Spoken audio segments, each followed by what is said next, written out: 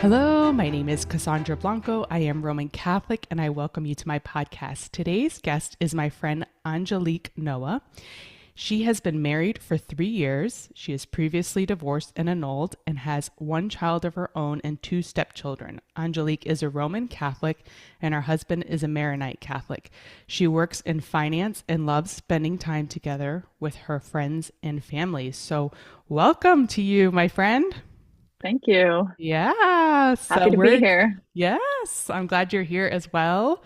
And so why don't we just jump in to your life story? We could start with where were you born, where were you raised, where did you go to college, just a little bit about yourself.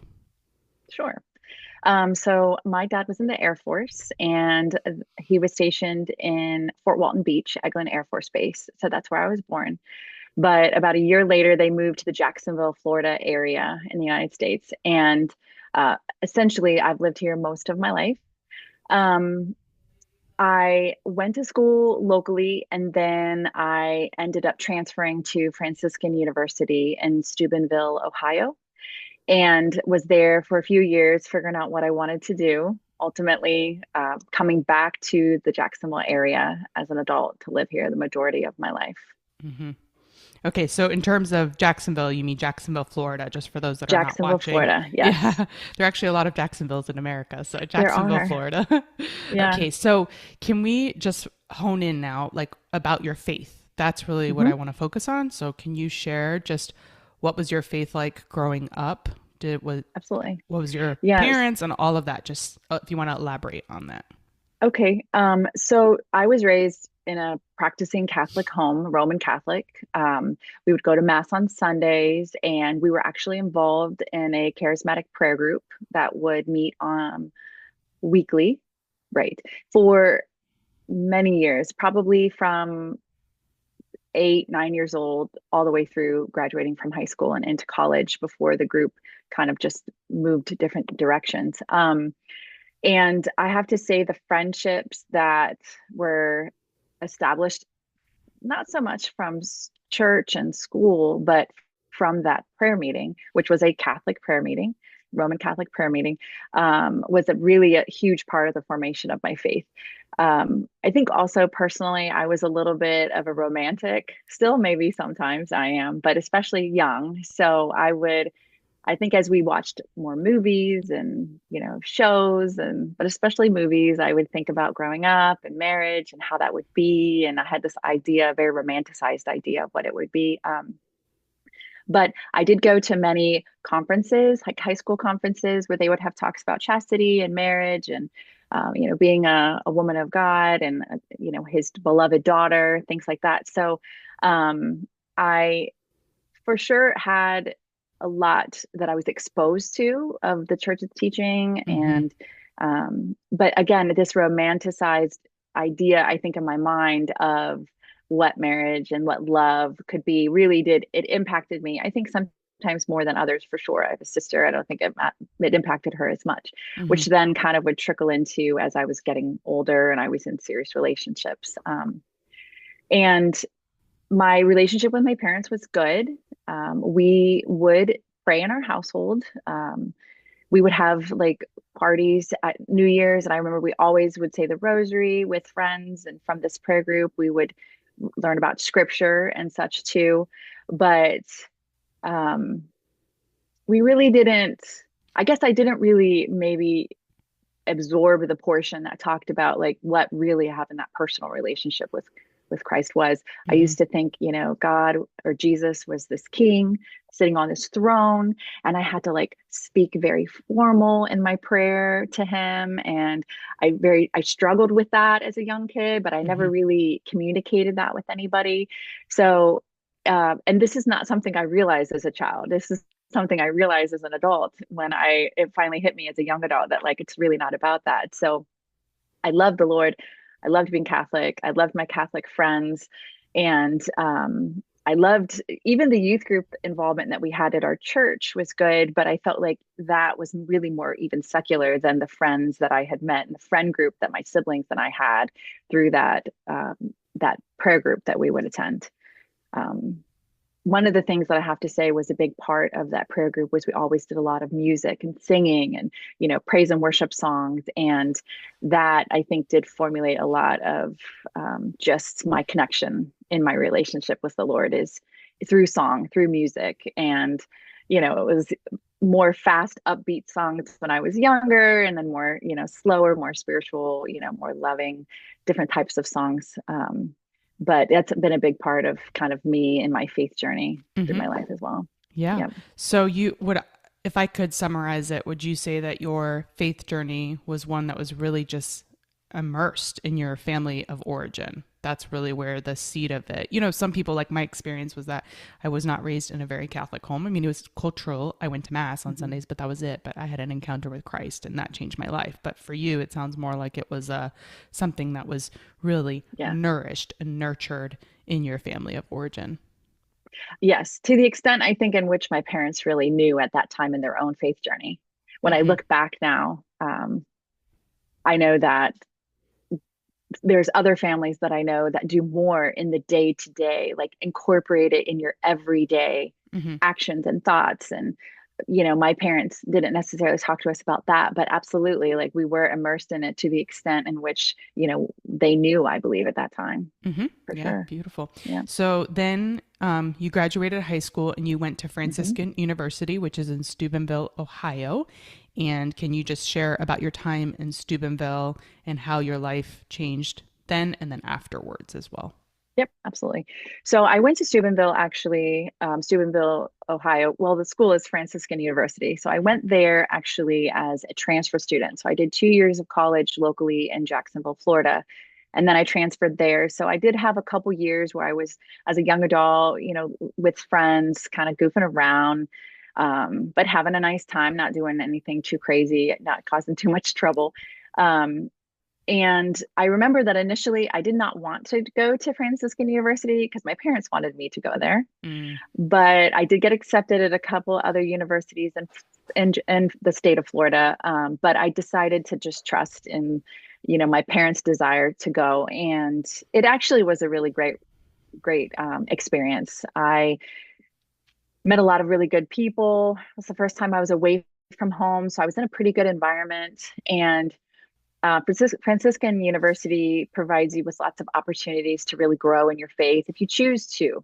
If you choose to. I mean, it's a university, they're going to have parties and things hmm. like that, but there's also a lot of opportunities to attend praise and worship holy hours, and you can go to daily mass, and they have confession multiple times a week and on the weekends, and you can go to spiritual direction. And even in your classes, because of it being that Catholic university, they incorporate a lot of Catholic doctrine, and you Hmm. are required to take some theology classes and stuff. So actually, I really enjoyed being there. I felt like Hmm. it was helpful as a parent to learn some of these things older, because we take catechesis classes when we're young, or catechism classes, but Hmm. how much do we retain really? And so it kind of helped me to better understand the faith and look at maybe portions of the faith of what the church teaches that maybe I was a little on the fence if is do I really believe this, do I really understand this? And it kind of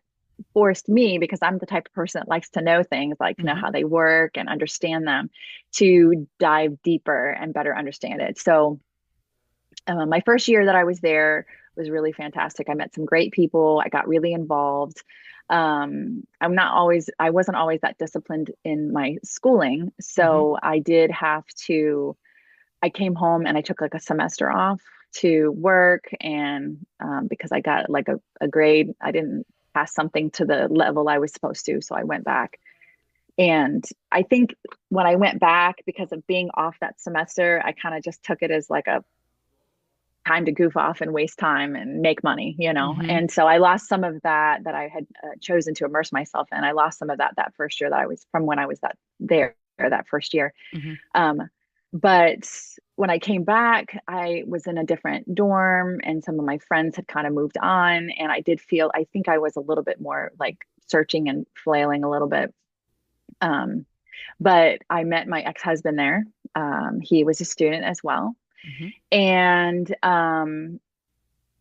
it there was a lot of good, I think, because we could go to mass together and do some things like that. Um, but I think sometimes people forget that what marriage takes, the work that it takes. And whether you're Catholic or you're non-Catholic, you have to really understand what the sacrament is and understand kind of what your role is and what you're kind of bringing to the table, and still look at your struggles personally and still Mm-hmm. look at the difficulties that you have. And sometimes when share your faith with somebody, there's an intimacy there, right?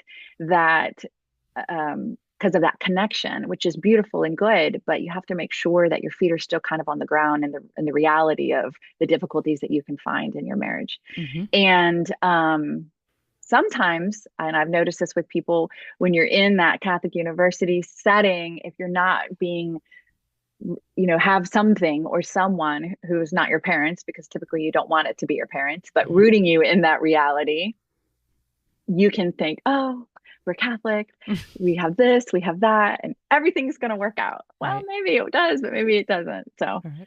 Yeah, but I really absolutely. enjoyed my time. I enjoyed my time there for sure, Mm-hmm. and I don't ever just want to dissuade anyone from going. But Mm-hmm. it's important. It's still the world. It's still the world and reality. Right. And so we can jump into your first marriage, but I do think that's a great point, is that you can share the spiritual part of a human being. Like, we can share the same values, but that doesn't mean that the human side isn't Mhm. dysfunctional or broken or just isn't the right fit. There's multiple parts to a human person, and it's not just spiritual. Right. So I have also seen that sometimes when they're Catholic, people are Catholic, they think, oh, it's all going to be so rosy and we're just going to be saints. And it's not. Yeah. Marriage isn't rosy.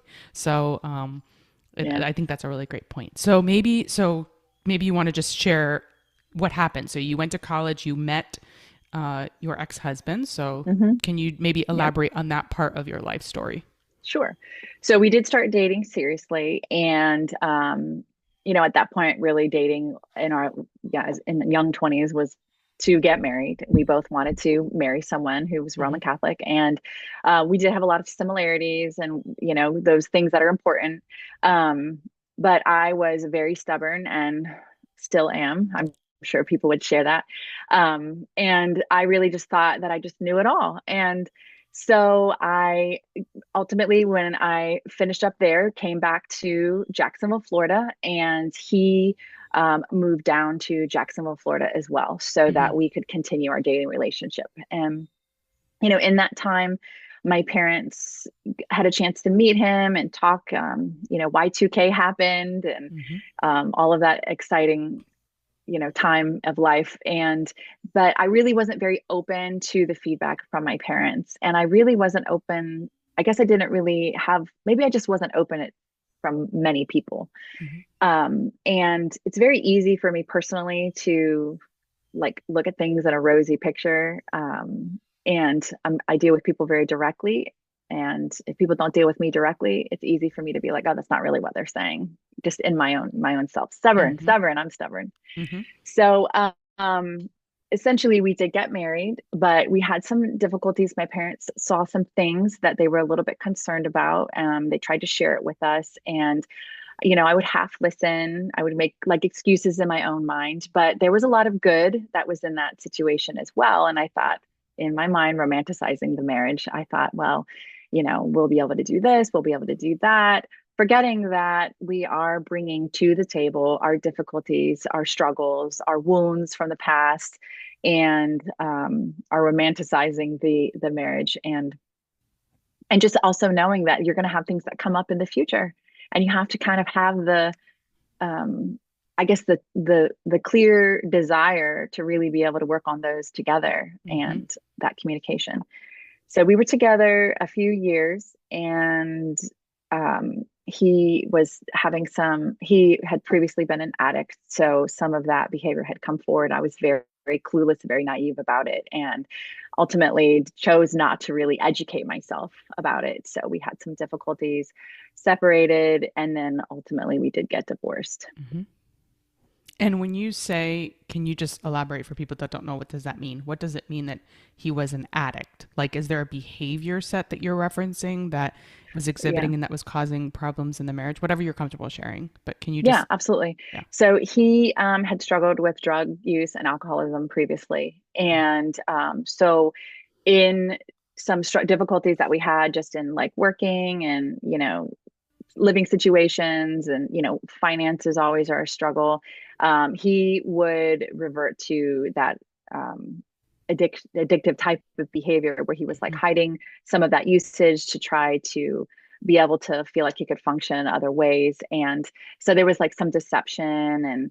And I also then would not want people to know. So then we were being like deceptive, and how our marriage looked around us. And it just kind of broke down our communication, broke down our connection, and just became just very, very hard for both of us. And really, we just weren't happy.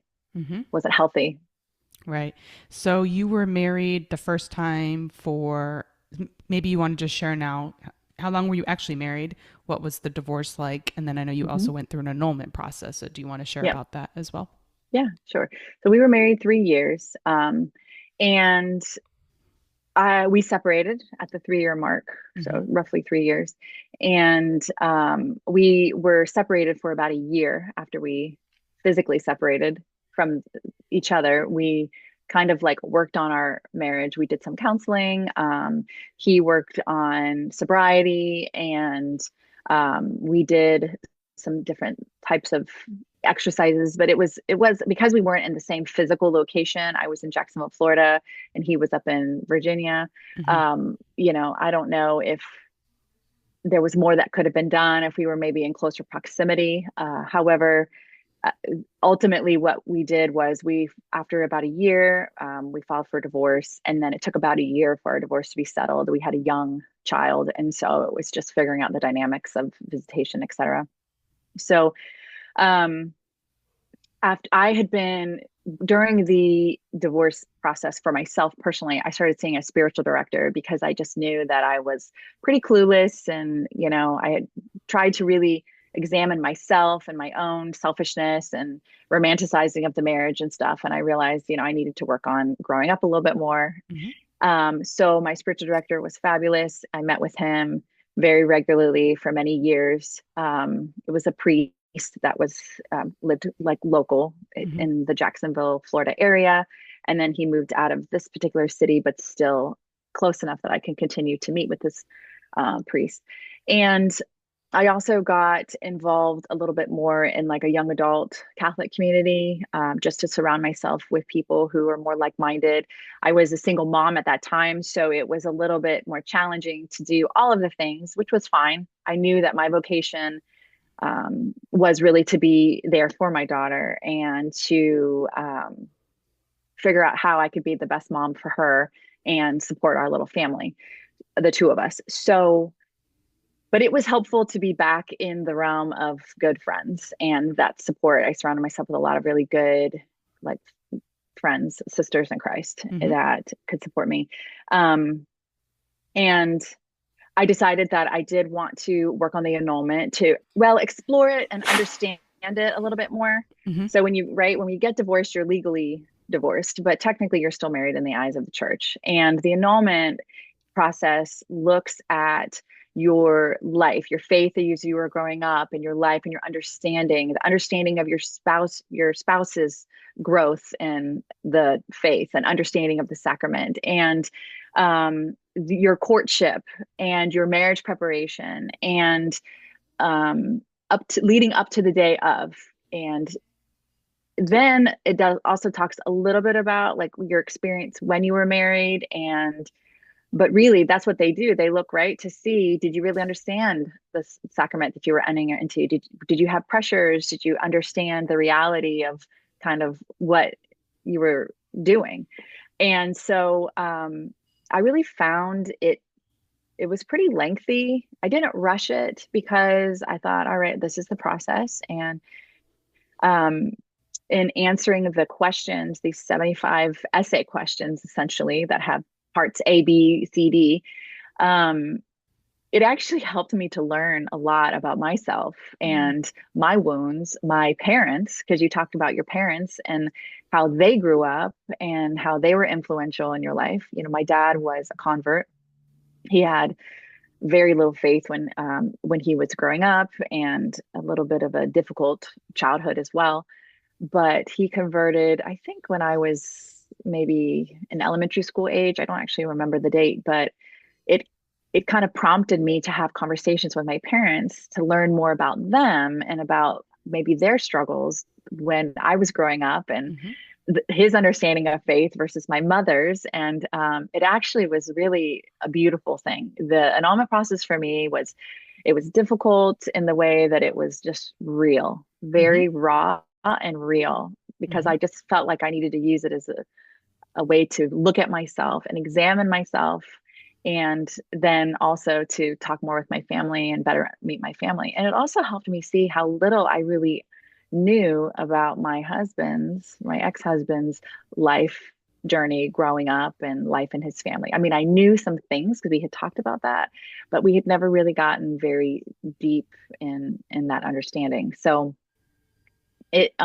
was good. I mean, it was like looking at the truth and the truth being revealed at the same time. Does that hmm make sense? Yeah, absolutely. Yeah.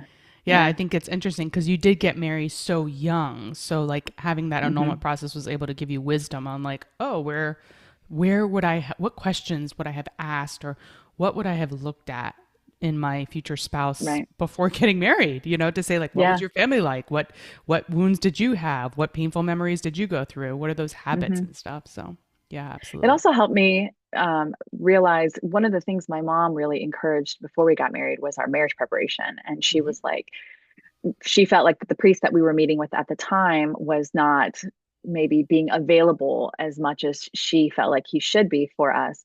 I remember we did, I forget what the name of the assessment is, Mhm. uh, focus or something like that. I can't Mhm. remember, but where essentially you go through and you answer these different kinds of questions, and it gives them some insight into your relationship, what potential trouble areas could be. We really didn't get a lot of that. And I didn't even think anything of it at the time. But later, I remember thinking, one, was I really being honest because I didn't want to get a bad grade when I took it? Mm. And two, what really, when he talked a little bit about a few things, like how much did he really get involved and go into it? So I also Mhm. found that, and through my spiritual direction as well, I felt like that's very important. And it's not, people, like for me, it was always like, oh, well, I really want to get married. So I don't want to say something wrong. And then, oh, I'm just not going to be able to get married. It's not about that, right? That's like Mm-mm. school mentality, like test anxiety. I don't like to be wrong, but it's really so that you can have the healthiest marriage, the best chance of having a Mhm. successful marriage and solving those things. And it's through that annulment process and asking the questions and really examining myself and talking with this priest in spiritual direction that I realized, there was a lot more there that could have been done. Mhm. Yeah, Yeah. absolutely. Beautiful. All right. Yeah. So you got divorced, you went through the annulment process. Can you share now just about your experience being a single mom and Absolutely. also what dating was like after that Yeah. experience? So, whatever you want to share Yeah. about that. So, all right, sure. So, it was very difficult initially after we separated and were divorced because I had to like figure out how to be a single mom. My daughter was very young. I kind of moved back to the Northeast Florida area, Mhm. and I had to like get reacclimated into the workforce, and like, you know, I felt very called to my vocation of motherhood, and I wanted to stop being so selfish, as I think naturally we are when we're young and we're single. But I had this whole little human being that I now needed to form. And I knew that her life would be a little more challenging now, just Mhm. having divorced parents. And she was just the best, beautiful little gift in my life ever. And she's not so little anymore, but it really, I think it was just in trying to live up to what I felt my vocation was as a mother that it really kind of pushed me. I think I made the decision to be more grown up, to examine myself more, to try to give more, to make sacrifices in areas that maybe I didn't want to sacrifice. And so It was really hard. I was very insecure about being a single mom because, everybody and their brother is giving you their feedback who loves you and wants you to do well, but you have to kind of learn like what's appropriate for your family and what's appropriate for your child or your children and their personalities, and how do they learn and how do they, take in things around them, and provide the security that you want to them to be able to have, already knowing that with their parents being split, there's going to be some insecurities there. So, it's tough, and it definitely takes a lot of sacrifice. I was in my mid 20s, and there was all my friends getting together, doing things, going on trips. And, I could do some stuff, but I knew that the right thing to do really was to be there for my daughter. And I told my mom, as a newly single mom, I said, okay, mom, it's too easy for me to rationalize something I don't want to hear. So I really would like for you to, if you've got something to say it to me directly. Mm-hmm. And she does that. She started doing it, and she says it with love because my mom is that way, but it helped me, hear the truth more directly. And then ultimately, my parents did respect that I was the parent to my child, and that I needed to learn to make these decisions for myself. So little by little, I just really started kind of being confident in my vocation again, still as a mother, but as a single parent and raising my daughter and trying to make decisions and figure out what's best for her. I did have a really good support system. My brother and sister-in-law have children similar to my daughter's age. They were a tremendous help. And our relationship grew from, the help and the tag teaming that we could do, helping each other. Um, uh, One of the things I felt was really important just is never having, never like speaking about my daughter's father in a bad way in front of her. There were times she would visit him and things were said, or she would be with me and she would get resentful or upset. And I had to speak to her in age appropriate, ways, because she was young and she didn't really understand the big picture, right? And I think that's kind of really important. Your children aren't going to understand everything, and they're only going to pull things that they can understand. So Mm-hmm. speaking to them in ways that are age appropriate, and then saying, I love you and I made these decisions because I felt like this was best for us in our life, and I'll share more with you when you're older. And she did not like that at first, but she was able to trust that I would share these things with her. Mm-hmm. And same with her dad. He would say, you're too young for this. And I think it helped really draw us closer ultimately. Mm-hmm. Um, so I did start dating again. I was really concerned about the impact that if I started dating again, it could have on her. Well, let me back up. It took a couple years for me to get my annulment. I got it on the Feast of St. Joseph. So I always Mm-hmm. felt like, and that was the year that the Feast of St. Joseph was going to fall on like Good Friday or something, because it was so in the liturgical calendar. So they pushed it up like to the previous Wednesday, and that's the day that I got it. And I just have always really felt like St. Joseph was looking out for us. I used to pray all the time, asking for his intercession to look out for our family. So I got my annulment and I decided, all right, I'm going to start dating. And one of the things that my annulment specifically said was, if I ever choose to get remarried in the Roman Catholic Church, that I need to have adequate marriage preparation so that I can be rooted in reality. Because Mm-hmm. again, in that annulment process, I was trying to be real, and I just knew that I had this rosy-colored picture of what marriage really could be. So I think meeting with my spiritual director, he kind of tried to help me with some of that just in my own spiritual direction. But I found that sometimes I would fall back into these old habits, right? Mm-hmm. Because you know what you know, kind of thing. And I did date. I knew that I wanted to date people that were Roman Catholic, that I could share my faith with. I waited so that my daughter would not meet anybody that I was getting to know initially. I didn't want there to be any like connections that, could have formed maybe, and then having somebody come and go. I feel like that's important for them, especially when they're young. And I didn't really have any serious relationships. I did have one that didn't end up materializing into anything. And she did meet him, and it was a struggle. It was sad for me when we broke up, and it was sad for her when she broke up. And I saw that pain in my daughter at that time at like 8 years old or something. Mm-hmm. And I thought, I need to try to be a little smarter about this. So it took a while for me again to get into a serious relationship, but I did end up meeting somebody, and my daughter was now in middle school. And if anybody who has a middle school student or child knows that that's very challenging with Hmm. the hormones and the attitude and all the things. You feel bad for these kids, but and the parents. But I did meet my now husband, and um, we decided, to get married. So yeah, I don't know. Yeah, okay. So you so dating was rocky. That's Yeah, the I mean, summary. it was great. It was Yeah. good, but it was guarded. Does that make sense? I felt Right. like I needed to be guarded, not necessarily well, yes, my heart to a certain extent, but really just because of again, my primary vocation was mother to my daughter, and I needed to make sure that that was going to be done and healthy in the right manner. And I Hmm. felt like I just needed to be um, just just careful with her Hmm. vulnerability. Hmm. Absolutely, which is smart Yeah. for sure. So, okay, so you then met your now husband, and can you Yes. talk about that journey? I also Hmm. know a little bit about him, just that he's a Maronite Catholic, that he has his own Yes. children, that he's also divorced. So maybe whatever you want to share about that experience as well. Sure, absolutely.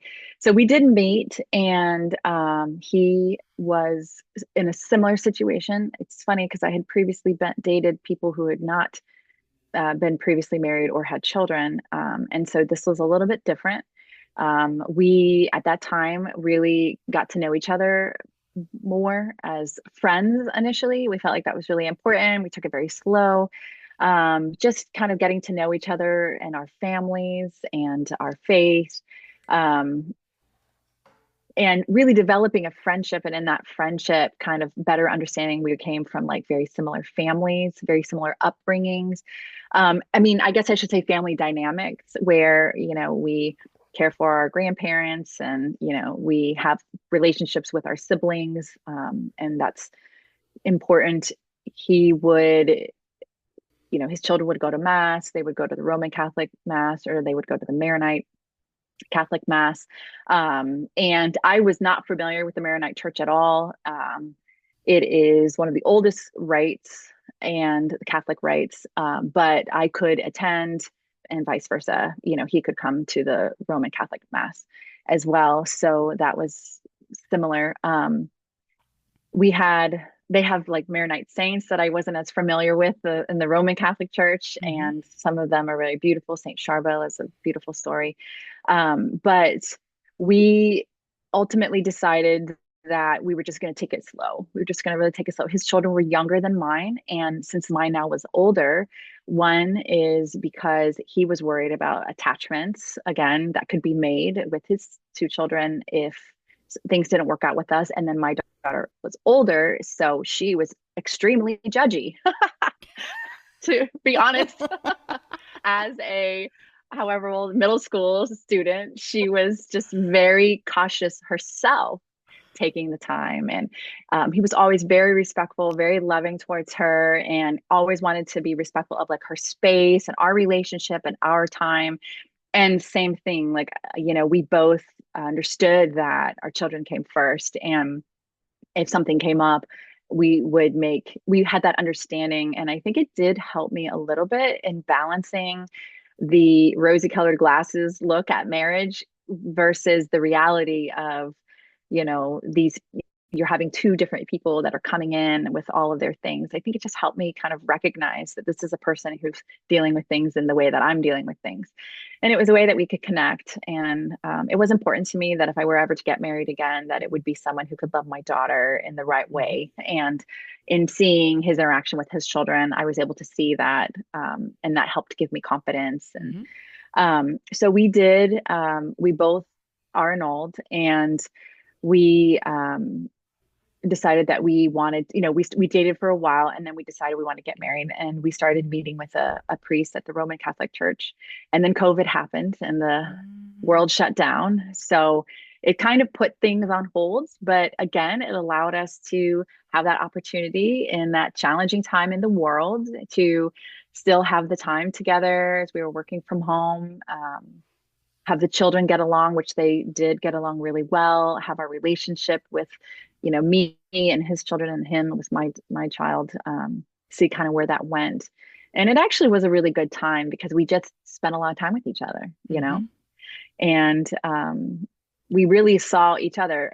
They'd come to my house and we work in the yard, we play card games, I'd come here, they would, same thing, we'd play games, we'd go for bike rides, and really it gave us a lot of opportunity to just get very close, kind of solidify our friendship, and the children Mm-hmm. could kind of get closer. Mm-hmm. And I think there was, us having that similar situation of divorce, which is painful, the annulment, which can be healing, and knowing each other better than really I knew anyone else. Just their ins and outs, their family and their struggles and their, um, it allowed, I think, me to feel like, okay, this is definitely someone who I feel like I can risk my heart again and Mm-hmm. be a little bit more realistic of what marriage is and the beauty that it can be, but also the challenge that it can be, Mm-hmm. and work through that. So, or work with that. Mm-hmm.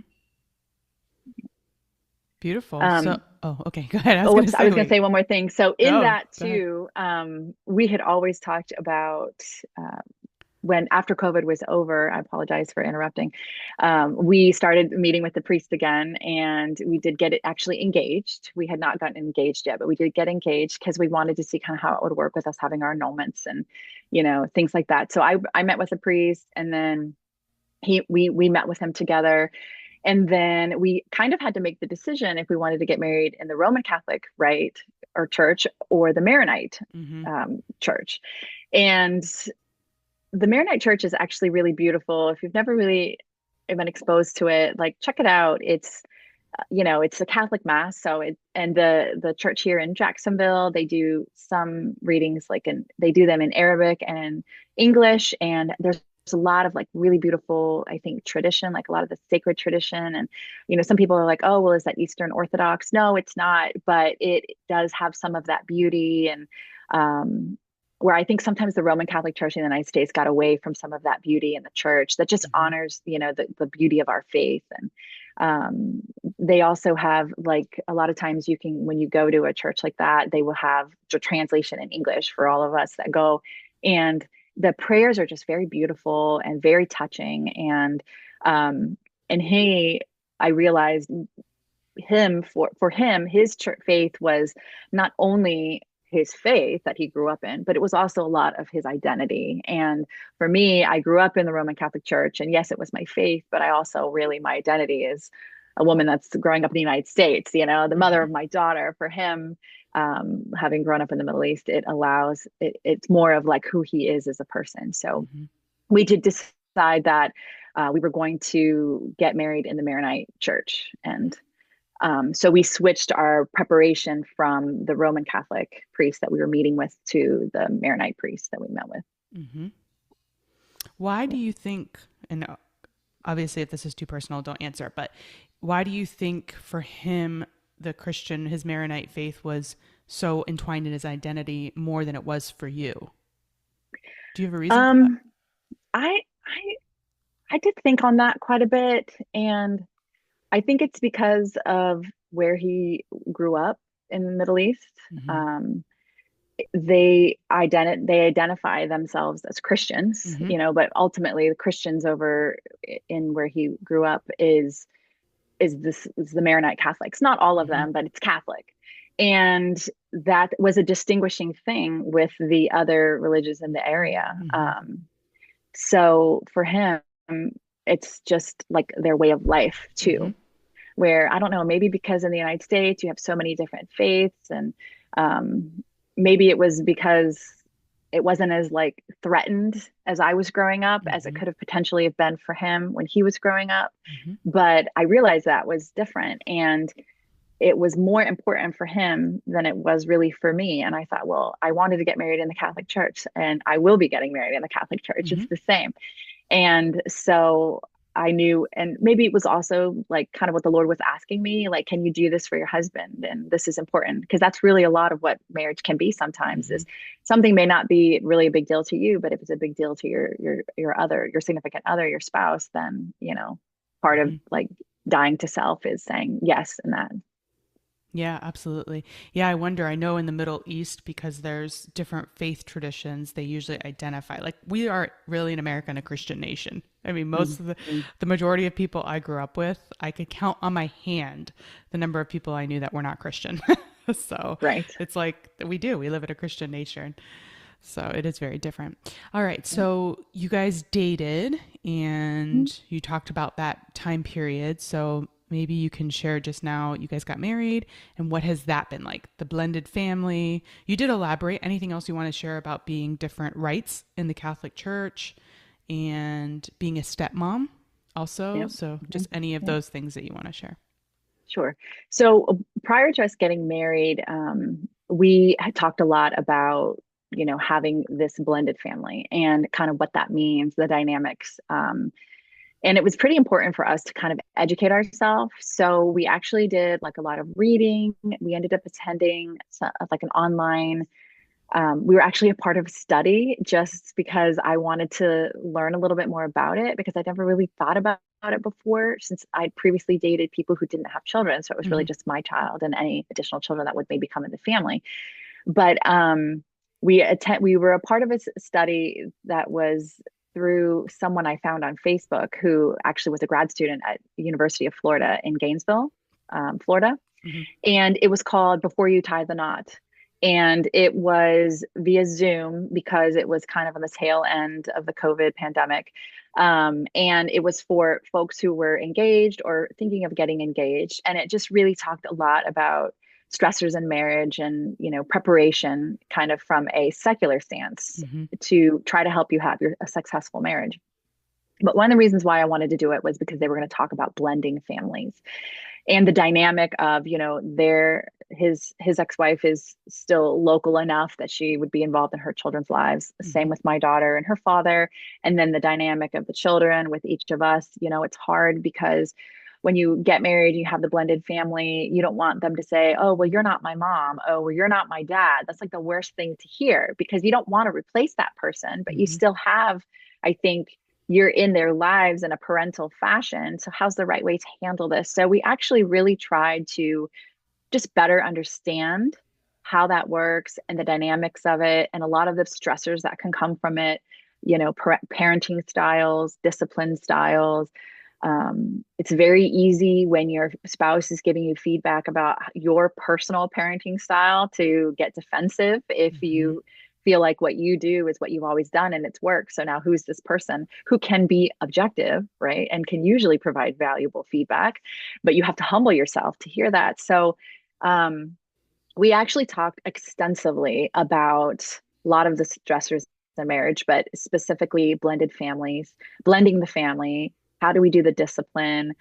How we would interact with each other when we were providing feedback to the other person so that we could try and not be defensive, but hear it openly. Not only just how we would hear it, but how we would communicate it and try to use words, excuse me, that would not put the other on defense immediately.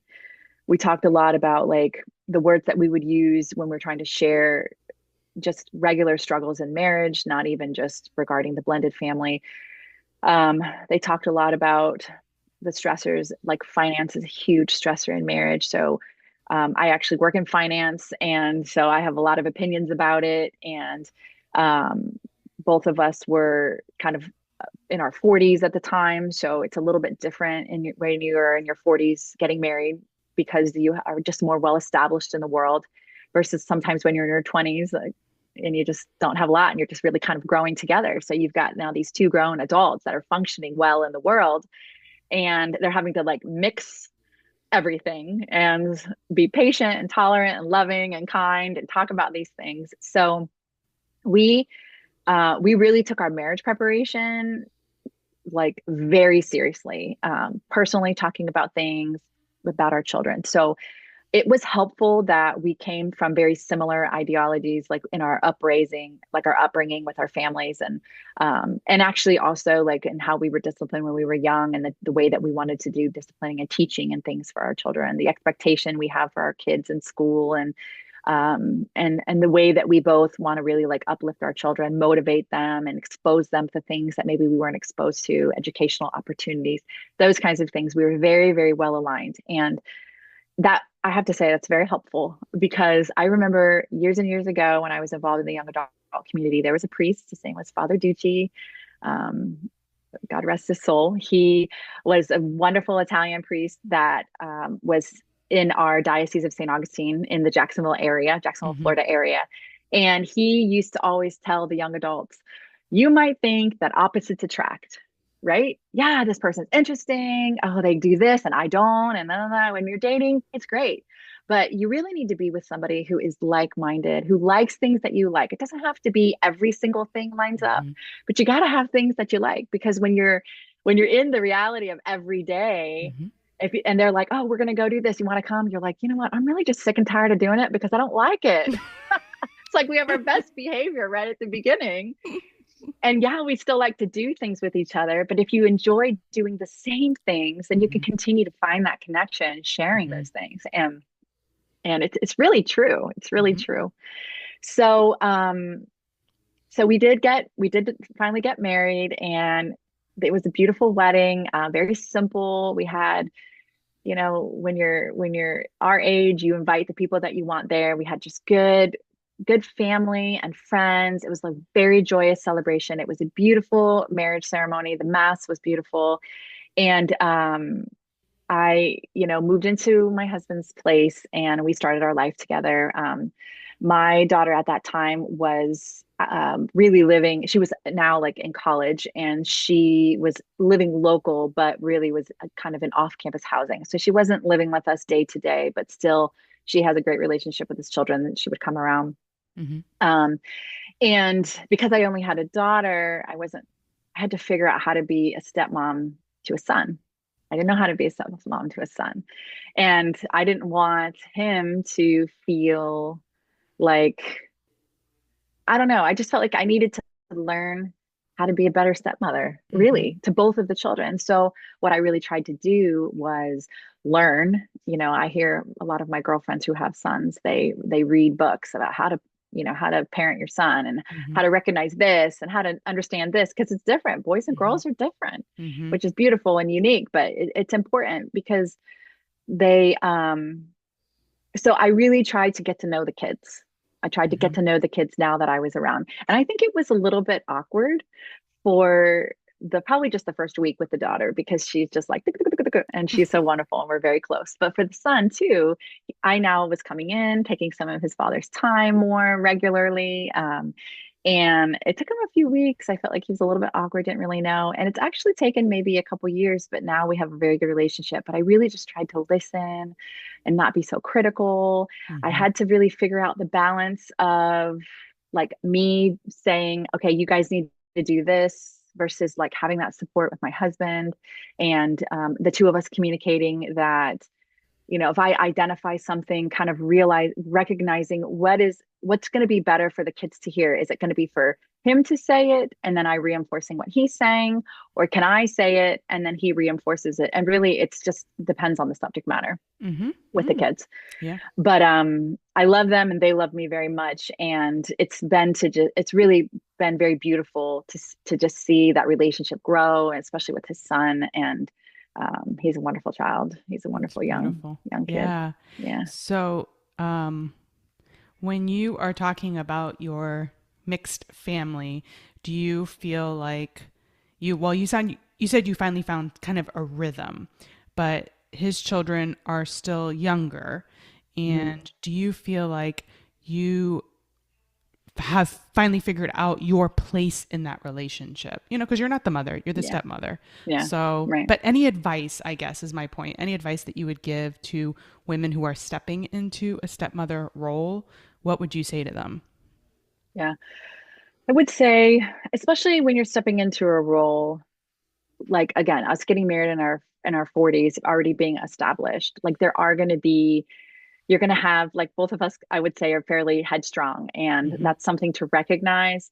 We also have had to learn, if everybody's going to have disagreements and arguments. So when is the right time? Like, to have those discussions about the disagreements, and then also prioritizing your time together as a couple. Because when your life is busy and the step parent type of situation, you really don't have, I mean, we have some time, but you have to kind of make sure that you're prioritizing that time together to Mm-hmm. keep that relationship healthy, to continue to love that person and like spending time with that Mm-hmm. person.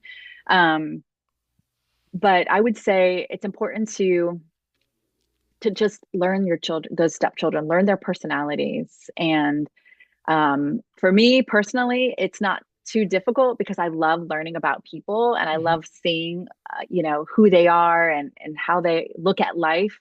That's fascinating to me as an individual, but it can be difficult if you feel like they're just being petty or bratty or just what kids, because that's Mm-hmm. what kids are. We can't Mm-hmm. have that expectation for the kids to just know all these things. And Mm-hmm. patience is key, and also like letting go of things. Like sometimes kids just say things to be kids, right? They're just catty or whatever, and it's like, okay, like who cares? We said these things to our parents and they're still around. Hopefully they still love us and they've forgiven us. So just let go of those things, Right. and then when you talk about it with your spouse, you can laugh about it. It Mm-hmm. doesn't really have to be a big thing. And also, like sometimes it's easy to micromanage. Like you want things to be the way that in your mind you think that they should be. But Mm-hmm. that's where you have to have those conversations with your spouse to kind of realize like you can let certain things go, Mm-hmm. and just really choose to love in with your words and your actions to really just kind of take that. I'm gonna even with my daughter who's now out of the house, she comes and visits. Um, just talking with the two of them, or the three of them, excuse me, with love, and really still spending that time together where we're not always teaching a lesson, but sometimes really just enjoying ourselves and Mm-hmm. going on Yeah. like a heart walk or going on a Mm-hmm. fun run or something like that, Mm-hmm. spending that time together. Mm-hmm. Yeah, Angelique. I've known Hmm. Angelique a long time for my listeners that are listening. So she's always been great with people and always very warm and loving. So I'm sure she does it the same with her children and stepchildren. So, last question is, can you share just maybe a little bit about what faith has been like in marriage and how Sure. you've shared that with your husband, how you've shared it with your children? How has that, and especially being different rights? Maybe we'll just end with Yep. that question. Absolutely. So we do attend both churches at times, the Roman Catholic or the Maronite Church. It really just depends on what we have going on, or if we haven't been in a while to one. Sometimes it depends on like if I feel like um, maybe I'm having kind of a rough week, and sometimes going to the Roman Catholic Church just helps me like maybe not have the language barrier, even though they do speak English in the Maronite Church as well. Some of it's in Arabic or Aramaic, or other Middle Eastern languages, some of the prayers and stuff. So sometimes I do like to maybe just go to the Roman Catholic Church. But on the other hand, going to the Maronite Church, like I said, some of the prayers are just so beautiful, and the words Mm-hmm. that they say, and some of the traditions that they have kind of incorporated in the Mass. And using the booklet to give me the translation, it kind of helps me like hyper focus because I'm having to read to be able to Mm-hmm. really understand some of the parts. And I find that their church is a little more beautiful inside. You've got different mural Mm-hmm. of saints, and the tabernacle area is just very beautiful. And it kind of helps me meditate on the beauty of the church, and just like trying to have this very best for our Lord, right? Mm-hmm. So, so we really don't have like a pattern. There are some traditions in the Maronite faith that my husband says, okay, we want to go for this. Maybe like some of the holy days of obligation, like the Transfiguration, or some of the Marian feasts. A lot of times, I think in the United States, in the Roman Catholic Church at least, they will move them to from celebrating them on the day to the next Sunday. Mm-hmm. And maybe it's for whatever reason, to increase the attendance, but typically they don't do that in the Maronite rite. So we will go to the Mass on that day, and it's just, I don't know, it's very rich with tradition and beauty, and it just kind of like pulls you in. Even like their holy day, the Triduum services there Mm-hmm. before Good Friday, Holy Thursday, Good Friday, and then Easter. It's a lot more of just like you have the corpse of our Lord, and he's taken down from the cross, and Mm-hmm. he's in a coffin, and we do a lot of the, processions around the church. There's a lot of symbolic, and, you can really meditate and really kind of pray on that. And sometimes for me personally, that speaks more loudly to my soul and to like what I'm searching for in my own life, maybe, or what I'm struggling with. And then my husband just loves it because it's what he feels like, really going to church is living that. So we do try to kind of go back and forth, and we're really open to whatever. I mean, neither of us have ever like put our foot down and said, oh, we're going here, because really the other person is like, sure, no problem. So I think it's kind of actually a blessing for us because we have two options. I mean, anybody has two options, but I didn't even know it was an option prior to knowing him. So I think it kind of touches us in our faith and builds us in different ways, but it's definitely an added bonus. Beautiful. Yeah, that's cool. You get to experience two different traditions, both Yeah. in their own respective ways. Yeah. Beautiful. Anything else, Angelique, you want to share about marriage preparation, any advice to young ladies or men who are thinking about getting married, or blended families, or being a Yeah. stepmom, or raising Yeah. girls, or Right. anything else? Be Any patient. last Don't take it personally. any No. last words of wisdom? Absolutely. So I think it's always important to be, realistic in what really marriage is and understanding it, and not mean in a bad way. I mean in a way that can help you in the most. Your marriage preparation is important. And if you in your marriage preparation recognize that there are vulnerabilities, there are things that could potentially be challenges, don't look at it with fear, like, oh my gosh, I'm not gonna be able to get married. Look at it and say, maybe this is something I need to explore. Because ultimately, right, we want to get married and we want it to be for life. There's a lot of pain and suffering that can come out of broken marriages for yourself and for your children, the relationship, and it can be prolonging, in that relationship with your kids. So look at your marriage preparation. If a priest isn't working with you, find another priest. Read, there are things that you can do because you want to go in with the best chance for your marriage, for your life together, for your future children. And marriage can be a wonderful thing, especially when you have that friendship and that love, and you have that intimacy of sharing your faith as well. A Yeah. lot of blessings. Awesome. Well, thank you, my dear friend Angelique, for coming Yeah. on and being on my podcast. I really appreciate it. And to my audience, if you have any questions, please feel free to leave a comment and I will do my best to respond. I hope you have a great day wherever you are in the world, and God bless you. Bye bye. Bye.